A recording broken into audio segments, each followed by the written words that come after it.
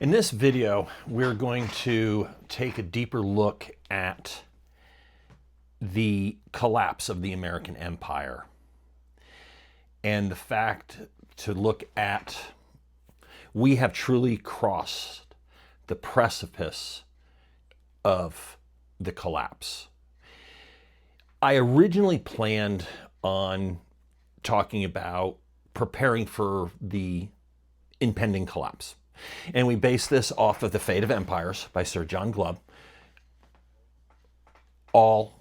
Most, if not all, empires only last 250 years. We are fast approaching that 250-year mark. With that, we have next year, 2026, is believed by many to be that 250-year mark. I think the events, and I did not plan on incorporating this originally with the original draft. This is actually redone. With the murder, assassination of Charlie Kirk, with the murder of a Ukrainian refugee on a subway, and the disgusting posts by those celebrating murder. And this is just a complete sign of the collapse is now. We've crossed that precipice. And the collapse is here. And it possibly because of these events, and I'm not Nostradamus, I'm not the Great Karnak, but as I'm looking at the signs, the writing on the wall, we've sped things up. Not we, but the forces that despise disclosure, that despise debate, that despise being challenged or questioned on where they stand of their opinion. There used to be a time we could have civil discourse between two disagreeing parties. We could talk it out and come to the agreement that, hey, let us agree to disagree, and we go on our merry way, maybe have a cigar and some whiskey with each other, but it would be a civil. Now it's gone to, I'm going to threaten, I'm going to kill, because I don't like what you have to say. I don't like your opinion. And I am sorry, nope, this isn't, I look for some of my notes here. And it's getting worse. And unfortunately with that, I think with the whole situation of this terrible murder, and I'm going to say what it was a murder. Murder is a heart-set mindset. This individual, and I don't care what his political, what his home life, that does not matter to me. This individual decided to murder someone because of a disagreement of opinion.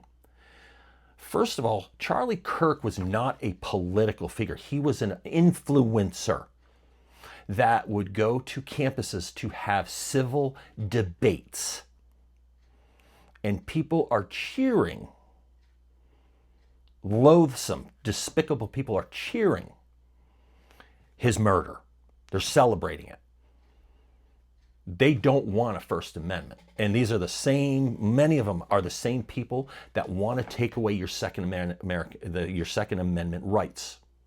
We don't want you to have guns because we want them so we can murder. And if we look at the decline of law and order within the larger cities, if we look at the way the cost of things are going up, the availability of jobs is declining. We're looking at a lot of people, we're being replaced by AI. AI is going to replace everyone. That's a different topic. But as an example, we went to the store today and we bought some food, not a lot. I mean, we didn't even fill the bottom of the barrel. It was almost $130.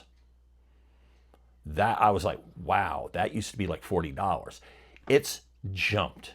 and it's getting worse. It's not getting better. Everyone, oh yeah, the economy. No, it's not. If you look at your wallets, and there are some that make good money that are like, yeah, but now, even those that are making good money, they're starting to build up, they're starting to save because they're seeing things. It's coming. And a way to look at it is it's just the writing on the wall, and it shows that tragic end to an empire. And if we look at the Charlie Kirk assassination, the murder, if we look at the murder of the Ukrainian woman on the train, and guy jumped up, just stabbed her. There's reports. We don't need to go into details of what he said, but there was a lot of people on that bus that just watched, did nothing. Didn't even hold her hand. She died in a corner alone, no one showing any sense of compassion.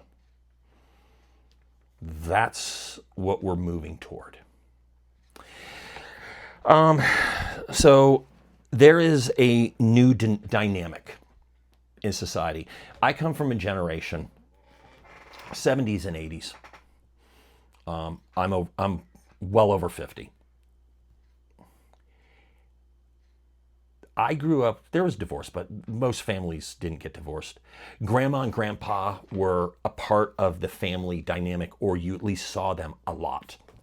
I spent entire summers with my grandparents. Had a dog since I was born. There was a dog in the house. There was always a pet. And that dog was around by the age of 13, 14. I knew what death was. We had to take the dog to the vet. We had to have it, put down because it was old, it was sick. Recognized death. 20-somethings now don't have that dynamic. They don't understand, most, not all, most, don't understand that life-death circle. They just, many of us grew up, a lot of us grew up around farms. We knew that life circle. Too many people today really haven't experienced that death in an actual meaningful, full way, especially this 20-somethings. Like I was saying, at 12 or 13, you had to put down the family dog, and you understood that death. But 20-somethings today, there's a mental illness, and it's by design. And that mental they cannot put together. Death is not permanent. It is a solution to a problem that they foresee. And what we're getting out of this generation of mental illness, because of all the prescription drugs, and it's by design. We're getting a violent generation.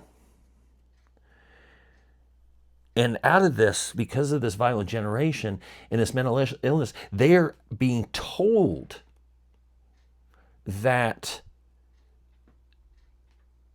they're normal, but they're not. This is normal. No, it's not. And what this is going to start Pandora's box,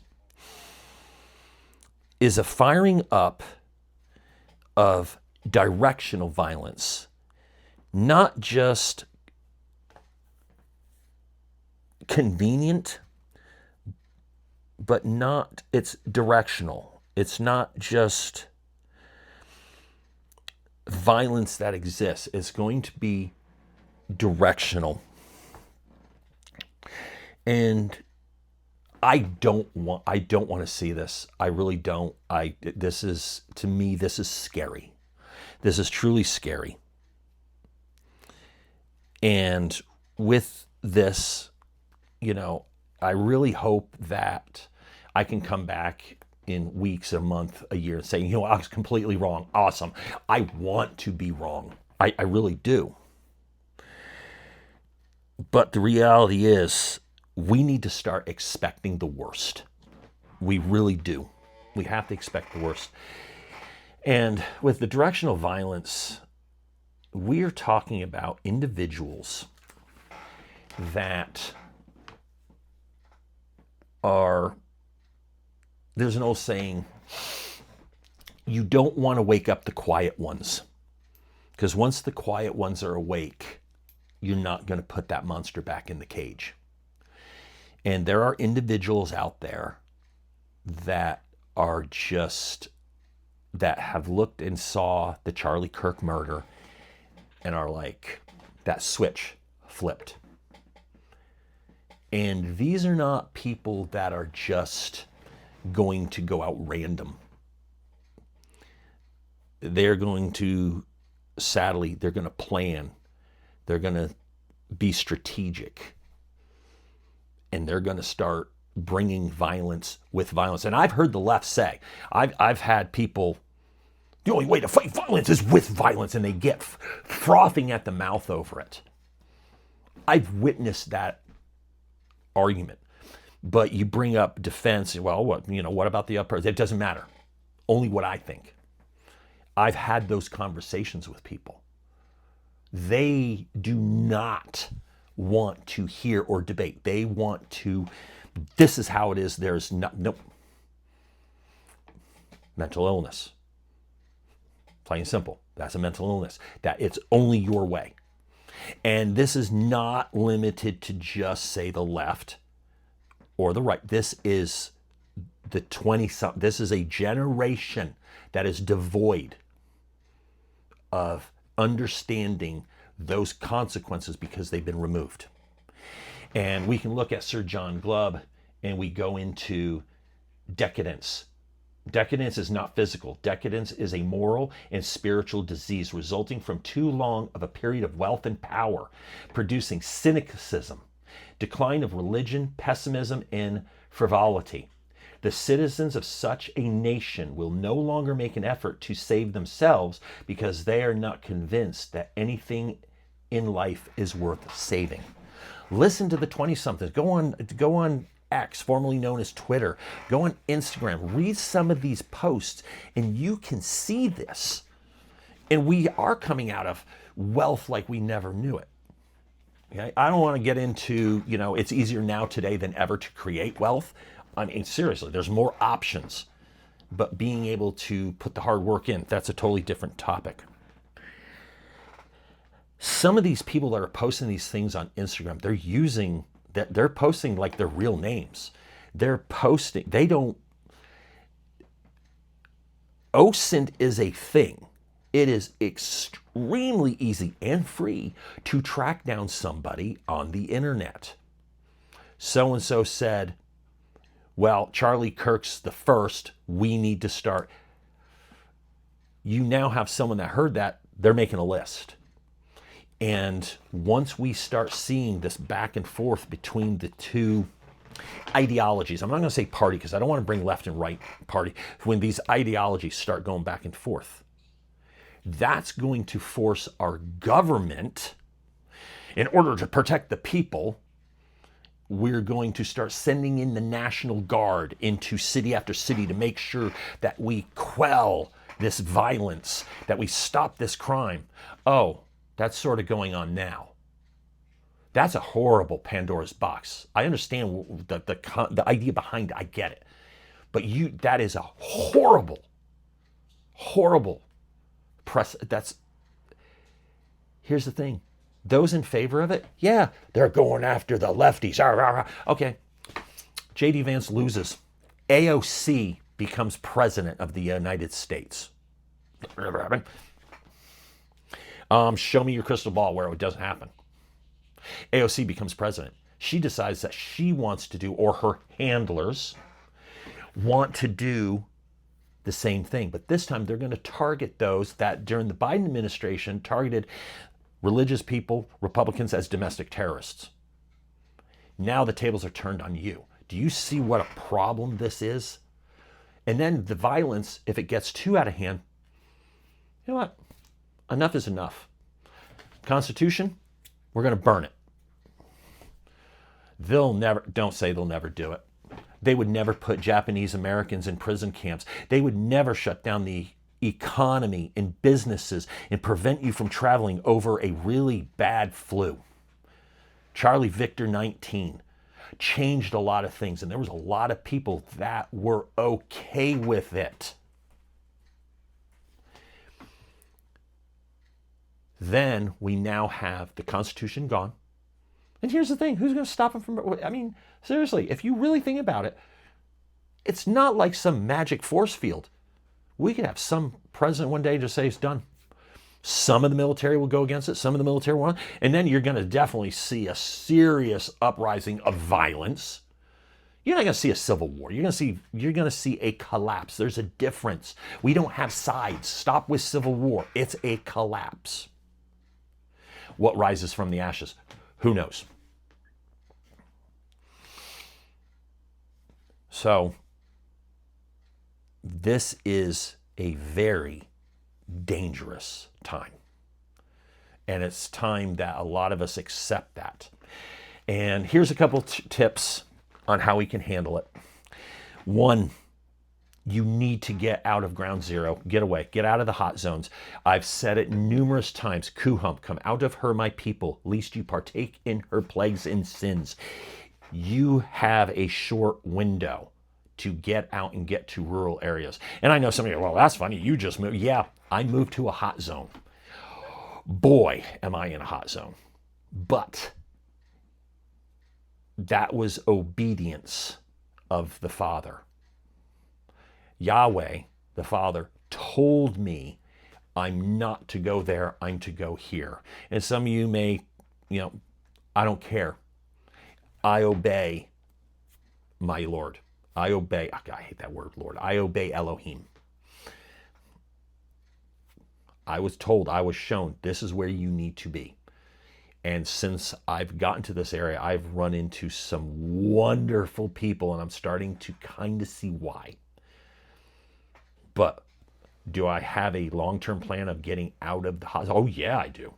I've already picked out 3 rural areas here where I can have my chickens, my sheep, I can have my leave me alone lifestyle.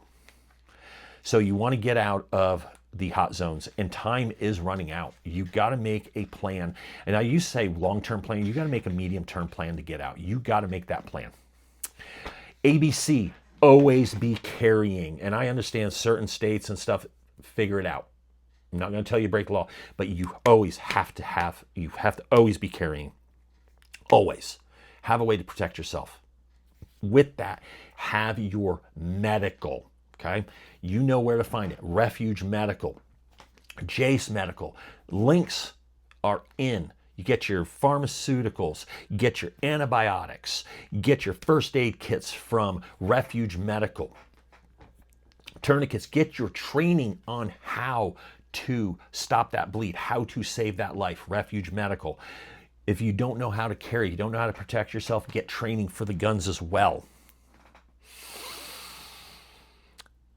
Make sure you set up your long-term medical plans, your food plans, your water plans. You have to have a plan. And with that, also have your get out plan.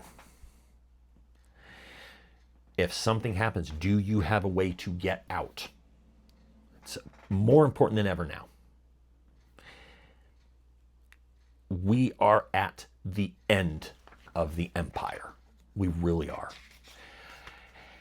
And that pretty much brings up what I want to talk about.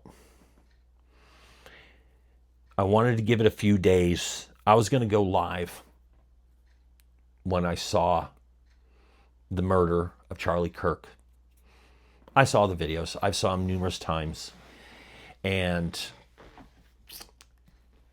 it was, yep, I was praying there would be a miracle. I really was. But when you saw that shot hit, and you saw the amount of blood that shot from that neck strike, and we can debate and argue whether it was from sprawling, if it was a ricochet or what, okay? It wasn't some advanced sniper. I think the latest was 140 yards. My God, I can do that with iron sights. Okay? So stop with the Call of Duty. Stop with the armchair. No. It was a Mauser. A Mauser is a brand. Okay? It's not a specific caliber. Okay? So let's stop with the armchair. The conspiracy theories, I don't want to hear about it. I really don't. We have a man that was murdered. We don't need all the conspiracy theories. We don't need the Monday morning quarterbacking. If I was on that train, she would have still died. You would have probably ended him, but she would have still died because that happened so fast. But still, always be carrying. And in that situation, the carrying you should have had was medical, not a handgun. Yeah, handgun to stop them, end the threat, but medical so that you could potentially save a life and hold on to that critical window until a higher level of medical gets there. That's what was needed in that situation. Not I would have shot. How about I would have done what I could to save this life? Little bit more important, because he did it and ran. Now she's just saying, people just stood there. Hold her hand. Put a jacket over her. Let her know that there's tenderness as she gets called home to see Elohim.